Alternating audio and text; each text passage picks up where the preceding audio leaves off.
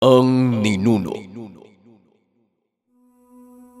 5 buwan na sila Cosima, Mang Dako at Asmin sa gubat. Paminsan, sumasaglit si Mang Dako sa kanilang lugar at pasimpleng kumukuha ng ilang kagamitan. Gaya na lang ng mga pangunahing bagay na kailangan sa araw-araw. Tulad ng kaldero, takore, at ilang pang kasangkapan na magpapadali sa pamumuhay habang nasa loob ng gubat. Nung una, nasa isang bubong lang sila. Ngunit kalaunan pinalayas din ni Mang Dako si Cosima. Nakikita ng matanda na nagiging malapit na si Asmin kay Cosima. Nag-aalala si Mang Dako dahil alam niya ang mga kalokohan ng binata. Magkabukod sila ng tahanan pero hindi naman magkalayo. Ang tahanan ni Mang Dako ay gawa sa pawid na tila sinaunang tao. Ang mga haligi ay mga magkakatabing puno. Nakaangat ang saig sa lupa ng halos 2 dipa. Habang si Cosim naman ang nasa unahan, maliit na barong-barong, nagtitiis ang binata sa maliit na bagay na gawa niya at hindi pa ito matibay. Hindi naman marunong gumawa ng tahanan si Cosim. Nagtarak lang siya ng 4 na haligi sa lupa at nilagyan ng tabing na dahon mula sa buli ang bawat dingding. Kung titignan mas mahirap pa sa daga si Cosima. Naiinis siya kay Mang Dako. Alam niya sa sarili, siya lamang ang inaasahan ng mga ito sa tuwing may bubungad na aswang. Ngunit ito pa ang naging kalagayan niya. Tila tinakwil siya at kinamuhian. Hindi naman nagreklamo si Cosim dahil nahihiya siya kay Asmin. Samantala, bagaman nakakausap na ni Cosim ang gabay na mandirigmang engkanto, ngunit kailanman hindi niya pa ito nakikita. Sa halip, hanggang bulong lang sa kanya, maging ang pagbibigay ng abiso at pagturo sa tamang pamamaraan kung paano gamitin ang kampilan. Ayon kay Cosim, napakabait sa kanya ng mandirigmang engkanto, lalo na't napatunayan niya na karapat dapat siya sa gamit. Nung una, medyo suplado, ngunit ngayon mataas na ang respeto sa kanya. Minsan nga lang umaarte ito na tila taong kulang sa pansin. Gusto palagi ng atensyon at may pagkapilyo, ngunit itinuturing siyang hari at tinitingala ng gabay. Isang hapon, masama ang panahon. Makulimlim ang kalangitan at halatang may paparating na malakas na ulan. Malamig ang simoy ng hangin. Naaamoy ng binata ang singaw ng lupa na nagsisimula ng umulan sa kabilang dako ng lugar. Nagmamadaling binalot ni Cosim ng mga dahon ng buli ang bubungan, kasabay ng paghukay ng kanal sa gilid. Sa oras na bumuhos ang malakas na ulan, hindi mapapasok ng tubig ang maliit na kwarto. Habang abala si Cosim, sandali siyang napahinto nang may nakitang kakaiba sa unahan. Sa bandang harapan ng bahay nila Mang Dako, may maitim na bagay na hindi niya maintindihan. Tumatagos lang ito sa paningin niya. Tila aninong gumagalaw at posturang tao. Tinitigan itong maigi ni Cosim. "Huwag kang magpapalinlang, aking lingkod. Ang nakikita mo ay kalaban. Bagaman hindi malakas, banta pa rin. Ang tawag diyan ay lilungan. Ang lamang lupang magnanakaw na kagaya ng mga duwende." Wika ng gabay. Ang pangalan nito ay Gudan. "Magnanakaw? Ano naman yung nanakawin niya dito? Wala nga akong kahit isang kusing eh. At saka, wala naman tayong mamahaling gamit." Tugon ni Cosima. Ngunit ayon kay Gudan, Meron at mas mahalaga pa ito sa buhay ni Kusim. Walang iba kung hindi ang kampilan at kwintas ni Godan. Ang sabi naman ng binata, paano makukuha ang gamit kung nakabantay naman ang mandirigmang engkanto? Pwede niyang makuha. Pwede niya akong makuha. Lalo pat hindi pa lubusang napapagana ang totoong lakas ng mga gamit. Wika ni Godan. Teka, anong totoong lakas ng gamit? Hindi pa ba sapat yung mga tinuro mo sa akin? Tanong ni Kusim. Hindi pa. Hindi mo pa napapalabas ang kapangyarihang taglay ng kampilan. Napakalayo mo pa kung iisipin. Maging ang lolo mo, hindi pa nagagamit. Kaya kung mapapansin mo, tinatago niya ang mga tangan sa aparador dahil yon sa takot na baka makuha ng iba. Kahit ang unang nagmamay-ari ng kampilan, hindi rin niya napapalabas ang tunay na lakas. Alam mo ba kung ano ang totoong lakas ng gamit? Walang iba kung hindi ako. Kapag napakawalan mo ako, makakamtan mo ang walang katapat na lakas sa mundo ng mga tao, maging sa mundo ng mga engkanto. Tugon ng mandirigmang engkanto. Nang mga sandaling iyon, sobrang nagtataka si Kusim. Kagad niyang napagtanto na may nakatago pang lihim sa gamit na maging ang dalawang naunang may-ari hindi pa natuklasan. Malaking katanungan sa kanya kung bakit binanggit ng nilalang na siya ang totoong lakas ng gamit. Hanggang sa nagpatuloy si Godan sa pagsasalaysay. Sinumpa pala ito ng diwata, kaya naglaho ang walog na si Godan. Ayon sa mandirigmang engkanto, matapos ng mahabang digmaan sa mundo nila, gusto niyang ibahin ang tungkulin na nakatalaga para sa kanya. Lahat ng mga mandirigmang engkanto ay gwardya ng lagusan, bantay sa kapayapaan ng mundo ng mga engkanto. Kaso nga lang sawa na si Godan, kaya gusto niyang maiba naman.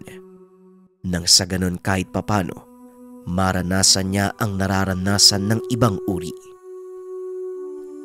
Pinili noon ni Godan na maglakbay sa mundo ng mga tao at doon siya mismo magbabantay para sa kapayapaan at katahimikan ng mga tao. Hiniling niya ito sa diwata. Kaso nga lang, hindi pwedeng maglakbay ang mandirigmang engkanto. Hanggang doon lang sila sa loob ng kanilang mundo. Batay ito sa kasunduang binigay na galing sa lumikha. Ang mga walog ay nabibilang sa matataas na uri ng nilalang. Hindi ito nababagay manirahan sa mundo ng mga tao dahil magdudulot ito ng banta. Isa pa, labag sa kautusan ang manirahan kasama ang mga tao, maging ang mga mayhinang nilalang hindi pa rin pinahihintulutan.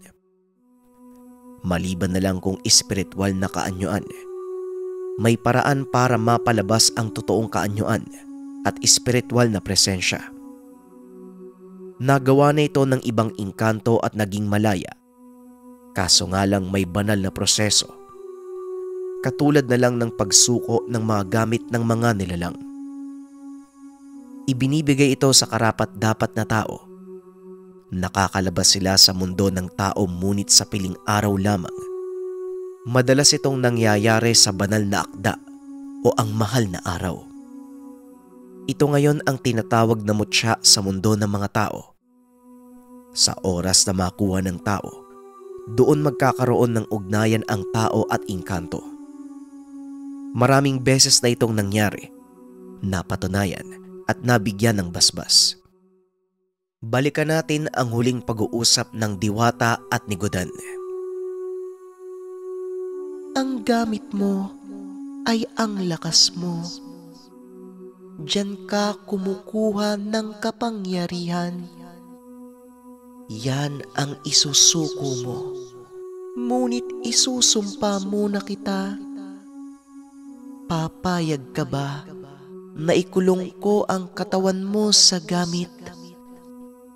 Sa oras na makuha ng karapat-dapat na tao, siya na ang tutuklas kung paano ka mapapalabas.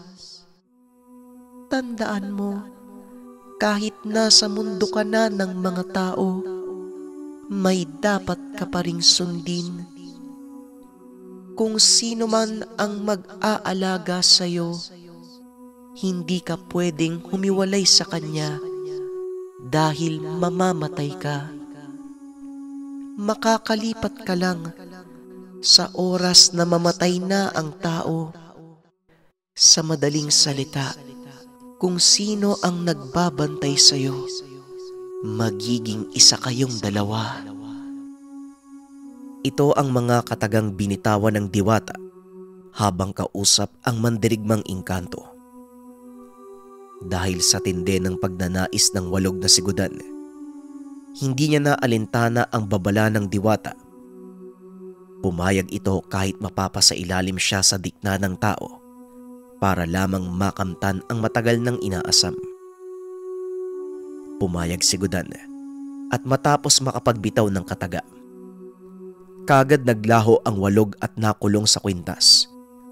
Maging ang alaga nitong malaking salagubang ay naglaho din. Ganun ba? Teka, kapag napakawalan kita, ano nang mangyayari? Tanong ni Kusim. Makikita ko na ang totoo kong anyo. Pero ganun pa din. Hindi ako mawawalay sa'yo, aking lingkod. Matagal ko nang gustong makita muli ang sarili ko. Hindi ko na halos matandaan kung ano na ang itsura ko sa tagal kong nakakulong. Ang problema nga lang, ikaw ang tutuklas kung paano mo ko mapapalabas. Sana mangyari na ito sa pangangalaga mo. Hindi ko rin alam ang gagawin. Nasa iyo ang pagpapasya kung paano. Wika ni Godan. Dagdag pa nito, batay sa mga palaisipan na sinabi ng Diwata, basta makagawa siya ng mabuti sa mga tao, ito ang paraan para magkabisa at lumabas ang tunay na lakas. Hindi ito nagampanan ng maayos ng mga naunang mga nagmamay-ari ng gamit dahil mas pinili nilang magtago kaysa tumulong. Hindi din mabibilang sa pagtulong ang pagsali ng lolo ni Kusim sa digmaan dahil kapwa-tao ang kalaban at may sari-sariling adhikain. Maging ang pagpuksa sa mga aswang, hindi ito nabilang sa mabuting gawi. Hindi naman namiminsala ang mga aswang na napatay, kaya hindi ito mabuting hakbang.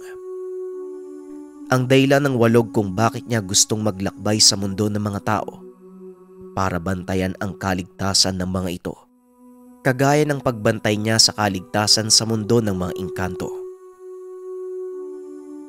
Alam mo, nakukuha ko na yung ibig ipaiwatig ng Diwata. Sino mang masamang loob, kailangang pigilan at iligtas sa mga tao sa kapahamakan. Madali lang naman pala eh. Kaya ngayon din, magsisimula na tayong maglakbay. Wika ni Kusim. Teka, sandali lang, mahal kong lingkod. Iiwan mo si Dako at Hasmin. Paano sila? Tanong ni Godan. May taglay na tangan si Mang Dako at may sariling ginagampanang misyon. Kaya niya ang sarili niya. Kamakailan pa nga pinalayas ako eh. Bahala na muna sila. Babalik na lang tayo dito pagdating ng araw. Hindi na nagsalita pa si Godan. Sang-ayon din siya sa pasya ni Kusim. Tuluyang bumuhos ang malakas na ulan. Sa pagkakataong iyon, nagplano na si Kusim na lisanin ang lugar. Pero bago mangyari yun, nagpaalam muna siya sa mag-ama. Hindi naman siya pinigilan ng mga ito. Nagtuloy ang paglalakbay ni Kusim, dala ang ilang kagamitang maisusuot at karga ang malaking kampilan na nakabalot sa kumot. Binagtas ni Kusim ang kanluran. Gabi, malakas ang unos. Sobrang hirap ng tinatahak niyang landas. Pero hindi ito naging hadlang upang tumigil si Kusim sa paglalakad. Sa halip, patuloy lang ito sa paglalakbay hanggang sa inabot na ng madaling araw. Nanunuot na sa katawan ng binata ang lamig. Humupa ang ulan. Binalot naman ng hamog ang buong paligid. Idagdag pa dyan ang basang kasuotan. May napansin si Kusim na maayos na daan. Indikasyon na maaaring may mga nakatayong bahay sa paligid. Hindi ito makita ng binata, ngunit ramdam niya ang presensya ng mga tao. Hanggang sa makakita ng kamalig sa tabi ng daan. Dito pinili ni Kusim na magpahinga at antayin ang pagputok ng bukang liwayway. Napakapayapa ng lugar. Nakakabinging katahimikan. Angat ang tunog ng mga kulisap at mga huni ng palaka. Tila nagsasagutan ang mga ito sa iba't ibang direksyon. Sa tingin ko, dito na tayo magsisimula. Masarap siguro yung tuba dito sa lugar, ano? Wika ni Kusim. Aking lingkod, ikaw ang bahala. Pero huwag ka masyadong maglalasing. Kapag dumaloy ang alak sa ugat mo at napunta sa utak, apektado ang pag-iisip. Madalas kong sinasabi sa'yo yan, pero ni isang beses, hindi ka naman nakikinig. Wika ni Godan. Ang sabihin mo sa akin, takot kang malasing ako dahil dala ko yung malaking sagwan. Natatakot ka bang magmaoy ako? Tama? Tanong ni Kusim. Parang gano'n na nga, mahal kong lingkod. Maya-maya pa, dinalaw ng matinding antok si Kusim. Hindi niya namalayan na kahit nakasandal lang sa haligi ng kamalig, nakatulog ang binata. Nagising siya sa boses ng bata. Hala, dali tignan nyo. May tao sa kamalig nila, Tatang Meroy. Teka, parang baliw oh. Tignan nyo ang dumi.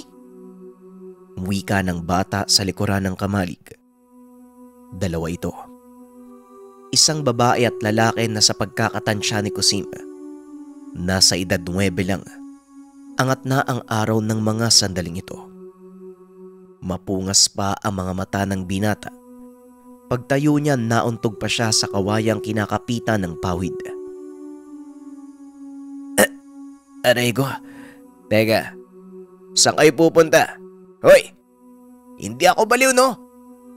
Mga batang to. Pero, oo nga no, ang dumi ko. Wika ni Kusim. Tumakbo ang mga bata palayo. Ngunit bumalik agad at may kasama ng matanda. Nang mga sandaling iyon, inayos ni Kusim ang sarili. Kahit papano, bagaman madumi, hindi mapagkakamalang baliw. Iha, ay magandang umaga sa'yo. Hindi kita kilala. Taga saan ka ba, Iha? Wika ng matanda. Habang nangyayari ito, panay naman ang tawa ng mga bata habang nakatitig kay Kusim. Magandang umaga rin po. Manlalakbay lang po ako. Dito ako inabot ng antok kagabi. Pasensya na. Kusim nga po pala ang pangalan ko. Taga-timog ng Kandiay. Tugon ni Kusim. Nagpakilala naman ang matanda sa pangalang Tatang Miroy, habang ang dalawang bata naman, sina Bitoy at Eva. Mga anak ito ng kapitbahay na madalas naglalaro sa kamalig. Ngunit nagulat ang mga ito nang makita siya at mapagkamalang baliw.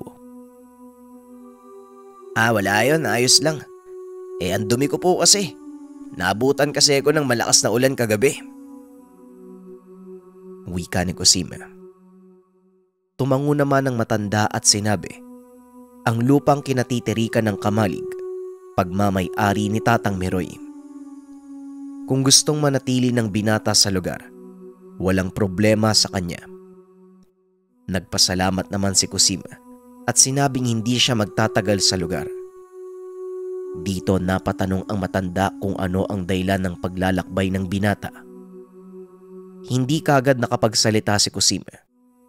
Napakahirap ipaliwanag at baka'y kagulat pa ng matanda, kaya nagpalusot na lang si Kusim. Ayon sa binata, gusto niya lang masubok ang sarili sa paglalakbay mag-isa, katulad ng ginagawa ng iba na namumundok. Aba, parang ako din dati. Dito ka lang ba? Baka gusto mong sumaglit sa bahay ng makapag-agahan. Sa tingin ko mabuti kang tao nasa sayo kung papaunlakan mo ang alok ko. Ano? Sumunod ka na sa akin. Hoy, kayong dalawa, umuwi na kayo sa bahay nyo ang aga-aga Naggagala kayo. Ay, wag dyan dumaan sa taniman ko. Lintik tong mga dugyot na to, oo. Wika ni Tatang Miroy. Bigla na lang tumakbo ang dalawang bata. Hindi alintana ang mga punla ng mani ni Tatang Miroy. Magpasaganon pa man, sumunod si Kusim kung saan ito papunta. Hanggang sa nasilayan niya sa hindi kalayuan ang ilang mga bahay na magkakasunod. May tindahan din at kalsadang semento na tila ito ang sentro ng daanan ng lugar. May mga nakaparadang habal at ilang mga tambay na nakaupo sa gilid. Nakatingin sa kanya lahat ng mga ito at halata sa muka ang pagtataka. Narinig pa niya na may tumawag sa pangalan ni Tatang Miroy, ngunit hindi ito pinansin ng matanda. Hanggang sa may nakita si Kusim na babaeng papasalubong sa kanila. Matanda din at kita sa muka ang pagiging aligaga. Si Pilang, asawa ko. Ang sama naman ng titig mo dyan, Pilang. Parang nakakita ka ng sobrang nakakatakot Si Kusim nga pala manlalakbay. Katulad nung ginagawa ko dati. Kung saan saan ako nakakarating, hindi ba? Wika ni Tatang Miroy sa babae. Asawa ito ng matanda. Tinuro naman ni Tatang Miroy kung saan ang tahanan nila. Sinabi pa nitong wag mahiya si Kusim. Ikaw talaga. Malay mo pugante yan. Tignan mo ang damit. Halata namang kawatan. Wika ng asawa ni Tatang Miroy na si Pilang. Nang mga sandaling iyon gustong magsalita ni Kusim. Ngunit nagsalita si Tatang Miroy na hindi pugante ang binata. Marunong siyang kumilatis ng tao. Malayo ito sa mga iniisip ng asawa. Kung ako sa'yo, ipaghanda mo na lang kami ng agahan. Teka, ano ba? Mabait yan. Ganyan ba tayo makitungo sa mga bisita natin? O siya, sige. Mauna ka na. Nasaan ba si Jojo?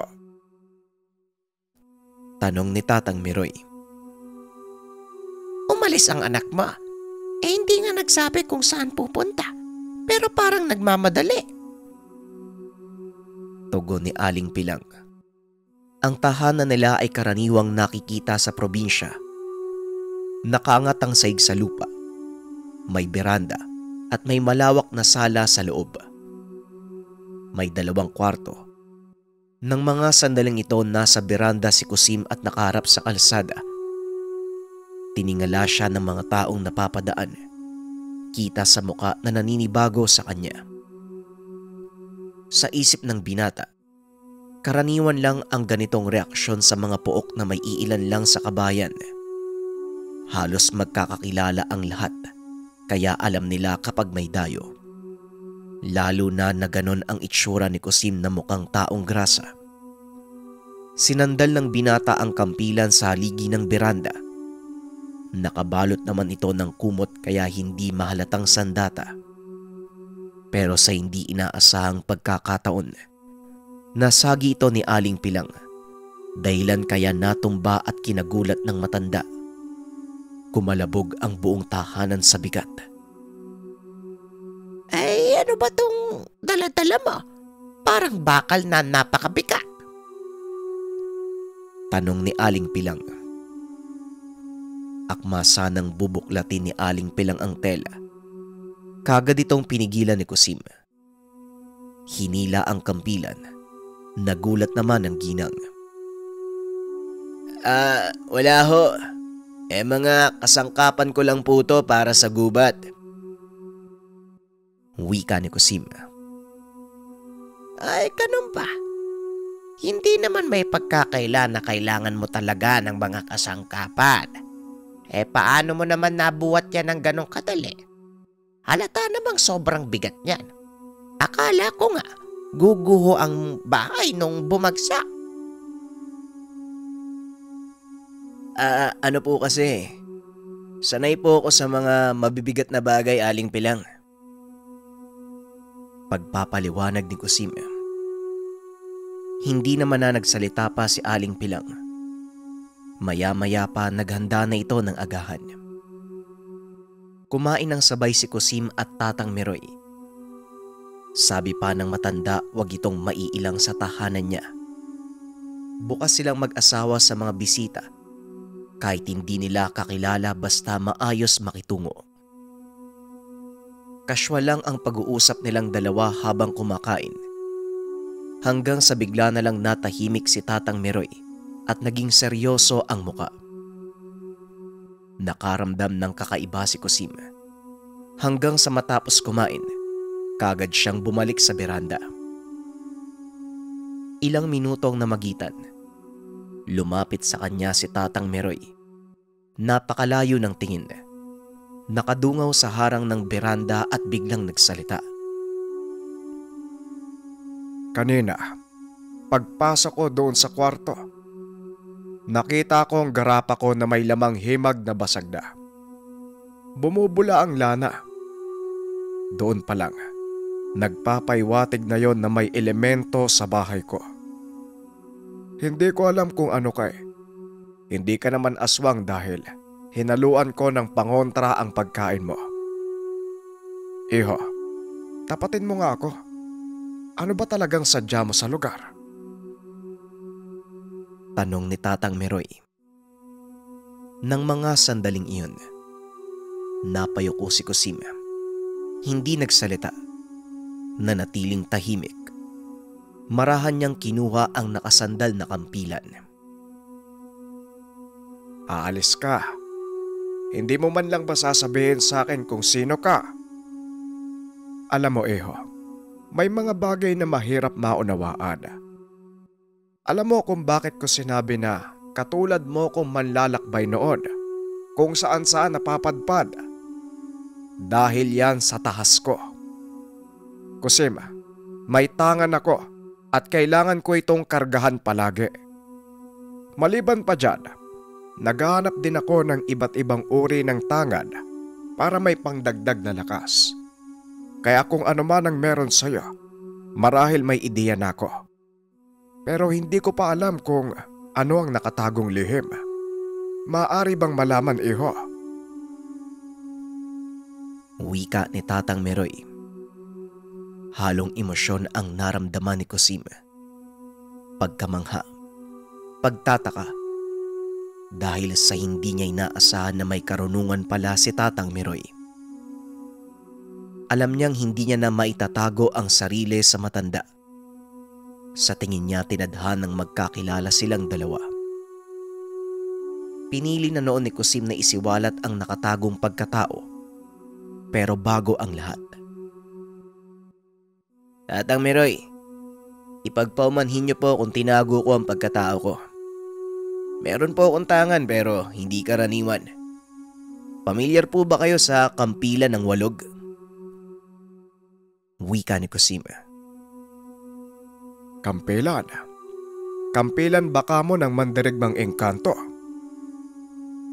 Tanong ni Tatang Meroy. Sumagot si Kusim. Binuklat ang kumot na binalot sa kampilan. Nang makita ito ni Tatang Meroy, kita sa mukha nito ang matinding takot.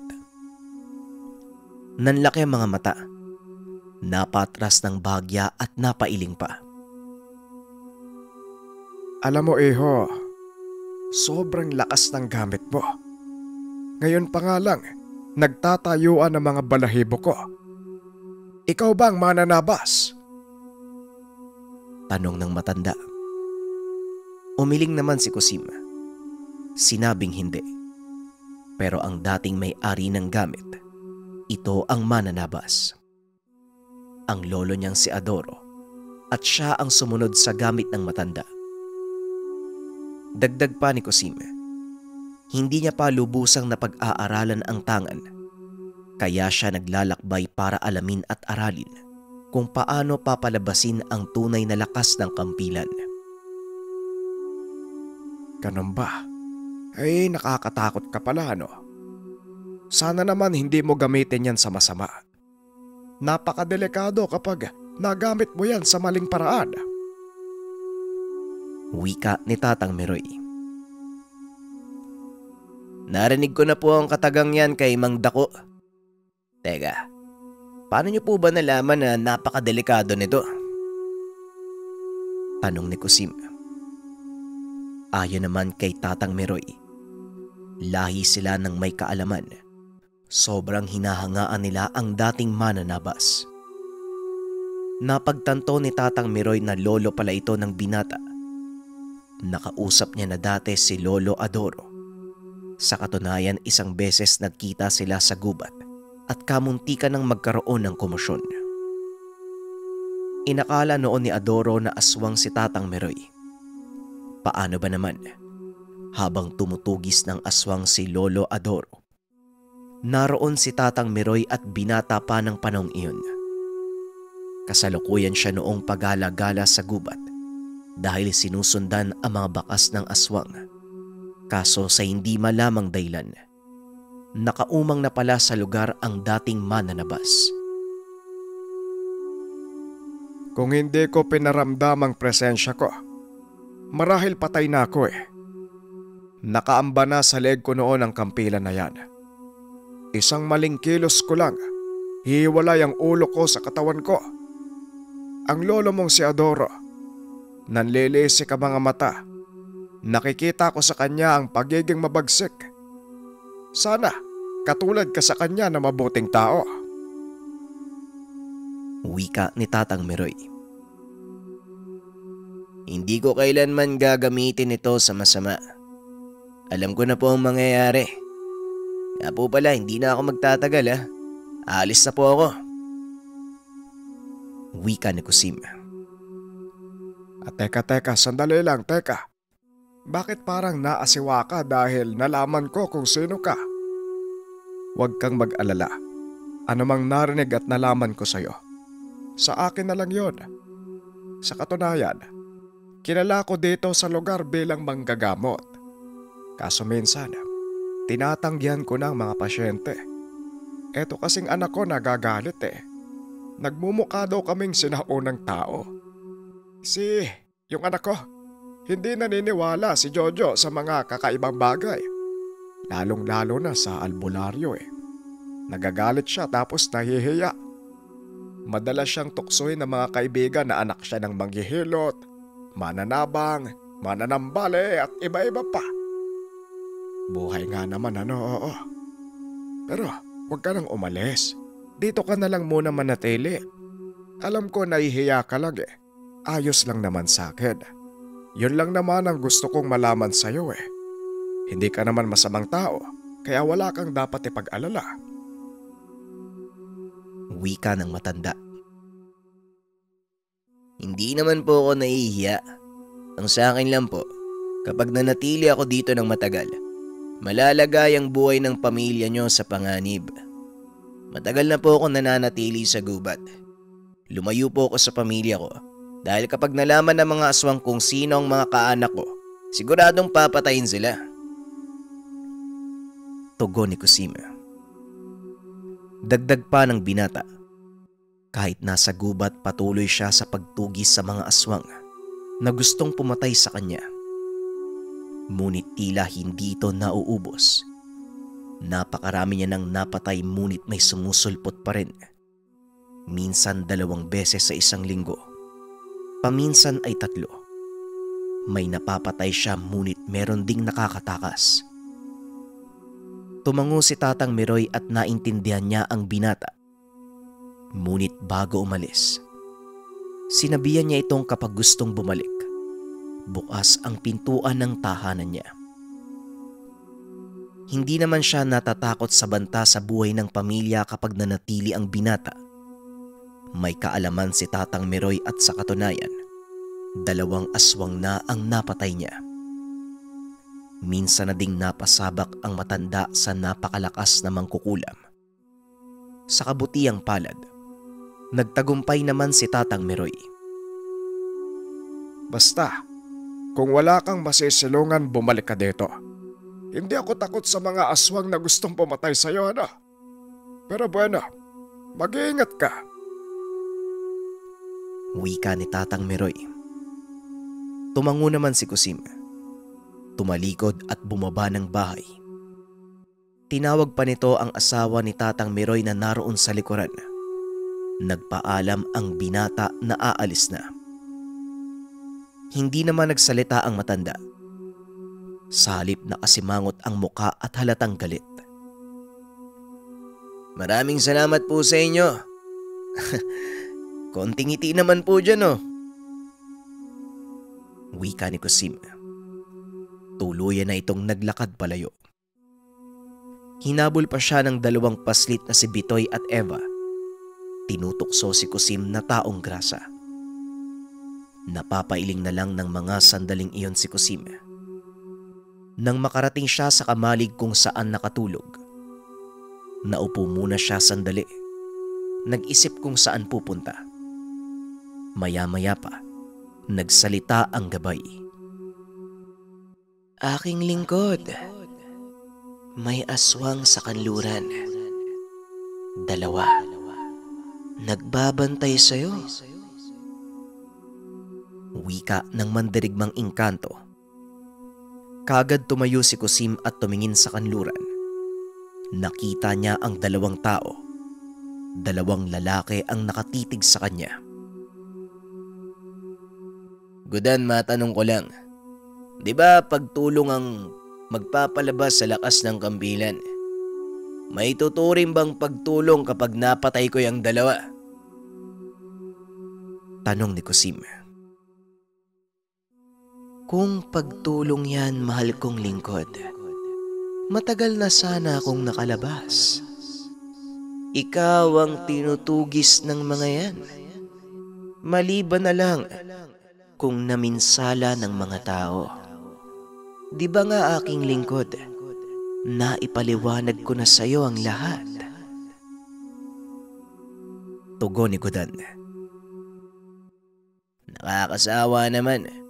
Nakukonsensya na ako eh. Inuubos ko sila sa pansariling dahilan. Sa pagprotekta lang sa sarili at sa pamilya ko. Ano ba tong buhay na to? Bakit ba sinimulan ng dating nagmamay-ari ng kampilan na patayin yung mga ganyang klase ng aswang? Mga uri ng kubot na wala namang atraso sa mga tao. May iilan pero hindi naman sila lahat masama. Wika ni Kusim. Sinabi ng mandirigmang engkanto, sa kanya didepende ang pasya. Kung gusto nitong patayin ang mga aswang, hindi niya pipigilan ang binata. Nasanay na rin ang mandirigmang engkanto sa mga naunang nagmamay-ari ng mga gamit. Nang mga sandaling iyon, naroon pa rin ang 2 paslit at patuloy sa panunukso. Naging aligaga si Kusim. Kung sakaling may gawin sa kanya ang mga aswang, maaaring madamay ang 2 bata. Kumakain ako ng tao. Sige kayo. Kapag hindi kayo umuwing 2, kakainin ko kayo. Wika ni Kusim sa mga paslit. Inambahan niya ng kagat ang isang paslit. Sumigaw ang mga ito. Nagpulasan at kamuntikan pang madapa. Matapos nun, kagad nang kumilos si Kusim. Naglakad ito palapit sa mga tao. Kaso nga lang sa pagkakataong iyon, hindi alam ni Kusim na sinundan pala siya ni Tatang Meroy. Bitbit nito ang bag na naiwan sa tahanan niya. Hanggang sa tinawag ni Tatang Meroy si Kusim, nang marinig ng binata ang boses ng matanda. Sandali itong napatigil sa paghinga. Sumimangot ang muka. Akma na sanang susunggab na siya sa mga nakamasid na aswang. Kaso nga lang naudlot ito. Iyo nakalimutan mo yung bag mo. Mabuti na lang naabutan kita. Teka, bakit ganyan yung mukha mo? Parang galit ka. Wika ni Tatang Meroy. Makikita sa mukha ni Kusim ang pagkadismaya. Ay, naku naman talaga, istorbo. Mabuti na lang hindi ako napansin ng mga kalaban. Wika ni Kusim sa sarili. Teka, sandali nga. Hindi kita maintindihan Ano bang plano mo? Tanong ni Tatang Meroy. Wag po kayo magpalata. Nakikita niyo po ba yung 2 taong yun sa unahan? Mga aswang yan. Nagmamasid sa akin at balak akong patayin. Teka lang po. Gumilid ka lang dyan. Kunwari may ginagawa ka. Kapag nahalata nilang may gagawin ako, siguradong magpupulasan ng mga aswang na yan. Wika ni Kusim. Hindi na nagsalita pa si Tatang Meroy. Tumangulang ito. Kagad gumilid at nagkunwaring iihilang. Dito na sinimulan ni Kusim ang plano. Pinag-aralan ng binata ang paligid. Kung sakaling mapansin siya ng mga aswang, malalaman niya kung saan ito maaaring pumunta. Nagkunwari naman ang binata na may tinitignan sa itaas ng puno habang naglalakad. Sumisipol pa si Kusim habang papalapit sa kinaroroonan ng mga ito. Hanggang sa matansya niya ang layo, dito niya dahan-dahang binaba ang kargang kampilan, ngunit hindi inaalis ang kumot. Sa hindi malamang dahilan, bigla namang may tumulak sa kanya mula sa likuran. Halos nawala ng balanse ang binata.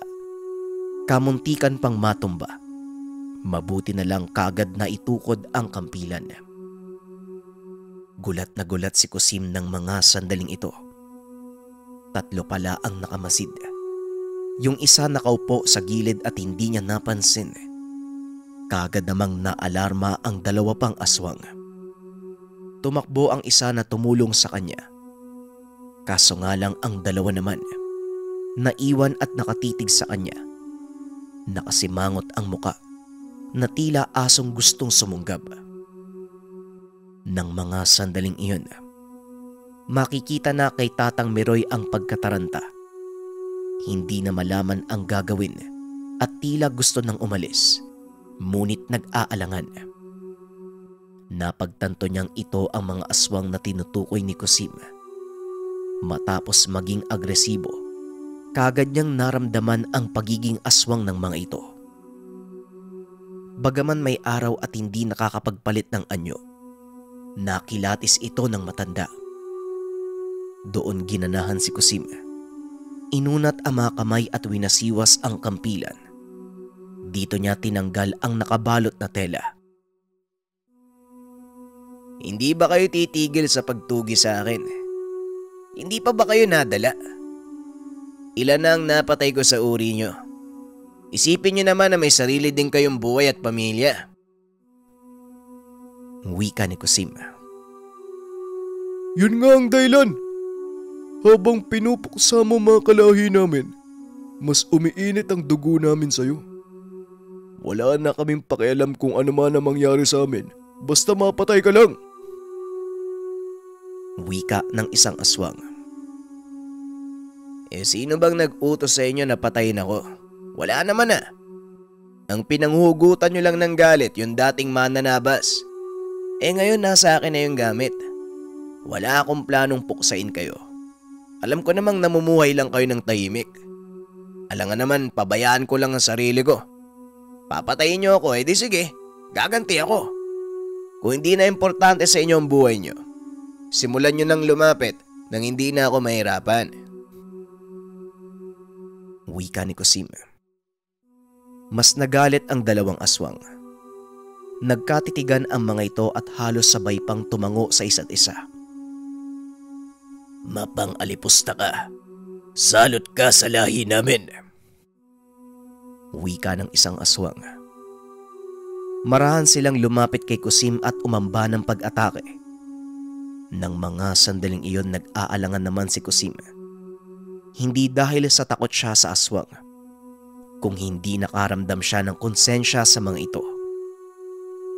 Kapag pinatulan niya ang mga aswang, siguradong mamamatay ang mga kubot. Pero wala naman siyang magagawa.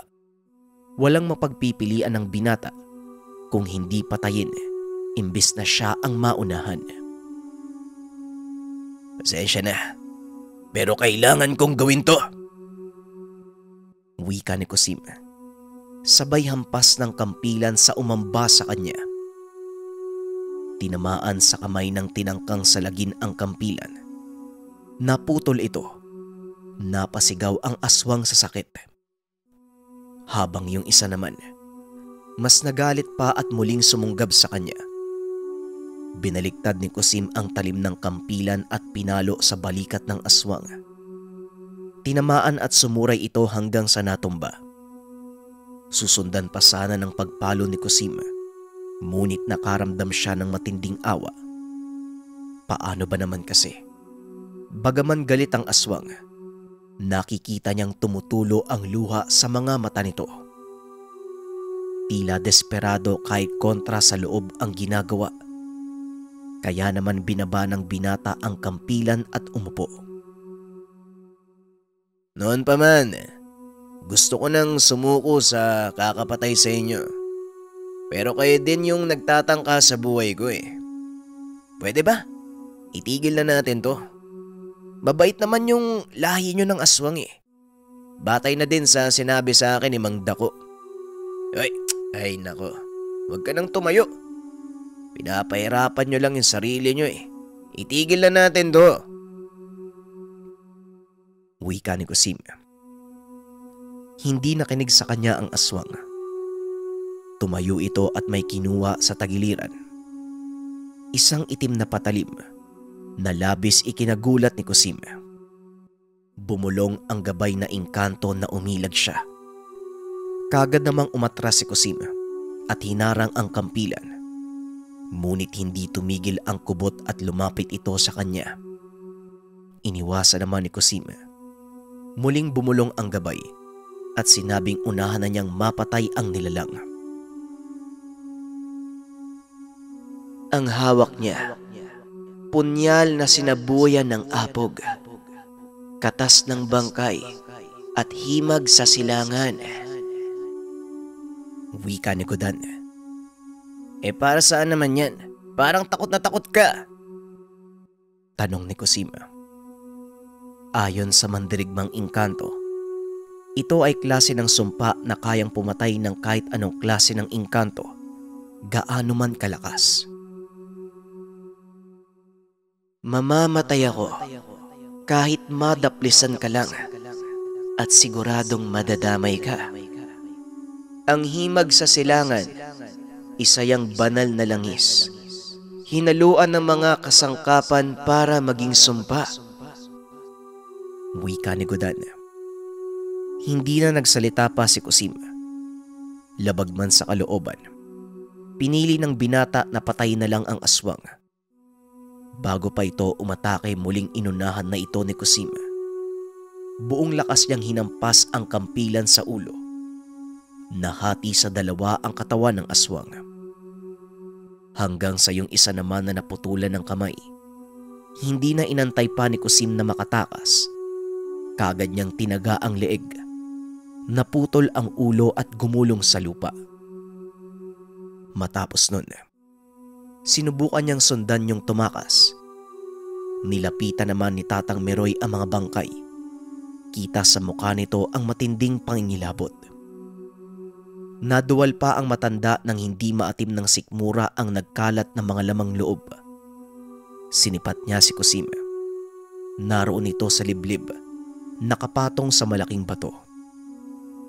Maya-maya lang bumalik na si Kusim. Nangingi ito ng tulong kay Tatang Meroy. Iniligpit nila ang mga labi at ililibing sa liblib. Hindi naman tumanggi si Tatang Meroy. Hindi nagsalita ang matanda. Tahimik at balisa ang muka. Kumuha si Tatang Meroy ng balat mula sa puno ng saging. Binalot niya sa mga bangkay. Pinagtulungan nila itong dalhin sa gubat. Ganon pa rin si Tatang Meroy. Napakatahimik. Matapos mailigpit ang mga bangkay, tuluyang bumigay ang sikmura ng matanda. Sumuka ito. Kagad namang inalalayan ni Kusim at baka himatayin. Sana po nagsabi kayo na hindi nyo kaya. Pasensya na po sa abala, Tatang Meroy. Alinga po kayo dito. Sumandal po muna kayo. Wika ni Kusim. Grabe. Grabe ang nervyos ko sa nangyari Pati na rin yung nangyari sa mga bangkay. Kala ko karaniwang sugat lang ang makikita ko Pero nakakakilabot. Isang hataw ko lang sa kampilan. Bukang tinamaan ng talim ng kidlat ang mga aswag. Ganito ba ang sinapit ng ibang napatay mo noon? Wika ni Tatang Meroy. Ang sabi ni Kusim, halos hindi niya na mailigpit ang iba. Durog na ito, kaya tinabunan na lang ng lupa. Sa madaling salita, mas malala ito kaysa sa nakita ni Tatang Meroy ngayon. Nung una, kahit ako, hindi ko kayang tignan. Pero nasanay na lang ako Ang problema, hindi naman mapaminsala mga aswang na yan. Kaya nakakaramdam ako ng konsensya. Pero ano bang magagawa ko? Papatay nila ako Tugon ni Kusim. Hindi naman nagsalita si Tatang Meroy. May binunot ito sa tagiliran at ikinagulat ni Kusim. Nakita niya sa kamay ni Tatang Meroy ang itim na punyal. Ang patalim na to, malakas ang karga. Sapat para patayin si Kusim. Wika ni Tatang Meroy. Alam ko po. Kaya wala po akong pagpipilian kung hindi patayin sila. Kasi kahit konting daplis lang yan, siguradong mamamatay ako.